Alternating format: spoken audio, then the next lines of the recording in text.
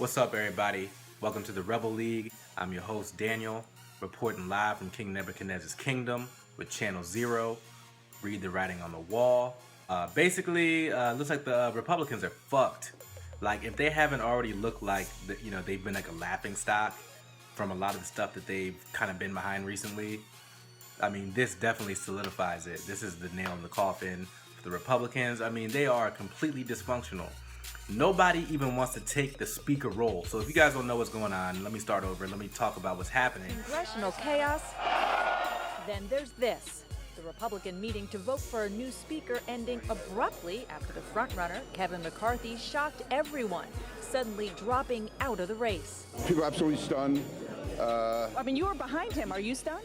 Yeah, totally stunned. No idea was coming. No one did. Behind closed doors, that's exactly what Kevin McCarthy told his colleagues. I think I shocked some of you, huh? And what he repeated to reporters after the news got out. If we are going to unite and be strong, we need a new face to help do that. So nothing more than that. Kevin McCarthy, he's a Republican out of California. Because John Boehner quit his position as the House Speaker, there's a void now, so it needs to be filled. And Kevin McCarthy was a front runner, but he has recently backed down, which shows you that nobody wants to take this damn role. Nobody wants it, man. It's toxic. Nobody wants to deal with this shit because it's all in disarray right now. Now they talk about there was weeping in the cloakroom. Now I'm gonna be real. I don't know what a cloakroom is, but it's some room where they have like deliberations essentially. Robert Costa, he's a reporter apparently, or somebody involved in politics.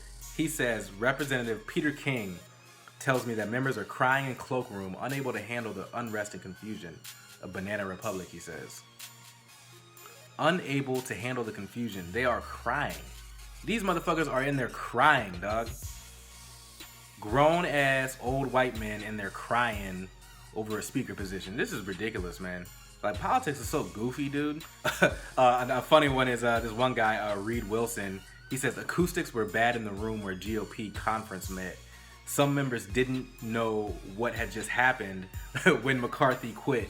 So this dude basically goes up there. He's like, hey man, I'm sorry.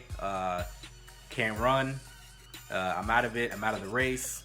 Peace. And he walks off and everyone's in the crowd. They're still chilling. They're talking to each other. We're going to elect McCarthy. We're going to bust his ass up just like we did Boehner. We're going to fuck the whole position up. But we're going to have some fun because we in DC and that's what we do. Because everybody knows that we ain't doing shit. And this motherfucker just gets up and leaves and nobody even knows what's going on. So you can imagine how stunned they were, right?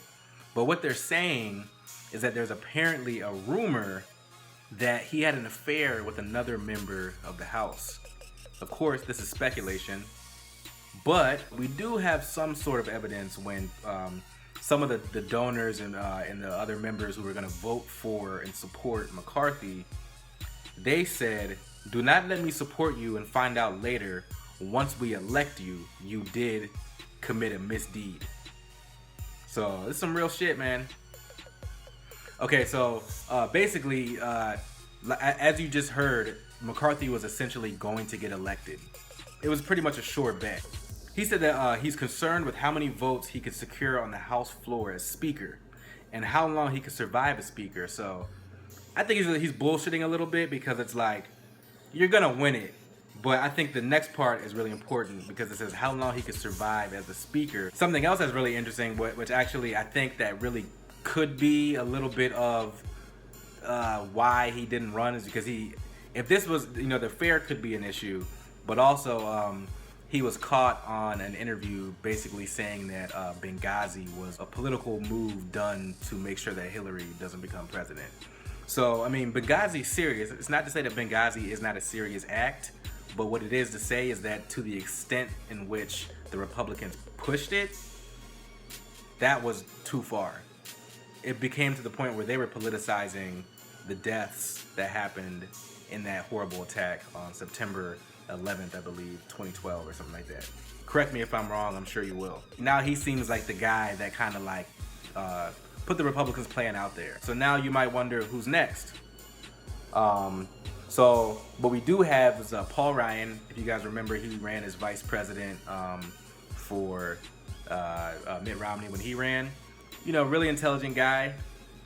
really good with in understanding the economy.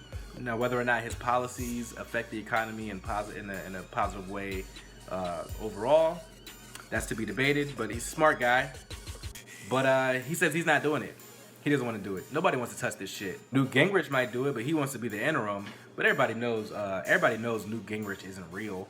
Like, all these people who actually have like potential political futures, like Newt Gingrich is out of the game. He's trying to get back in it. But all these people that are still in the game, they don't want to do it. So I'll leave that there. Y'all let me know what's up. What do you guys think about this? And again, thanks for checking me out.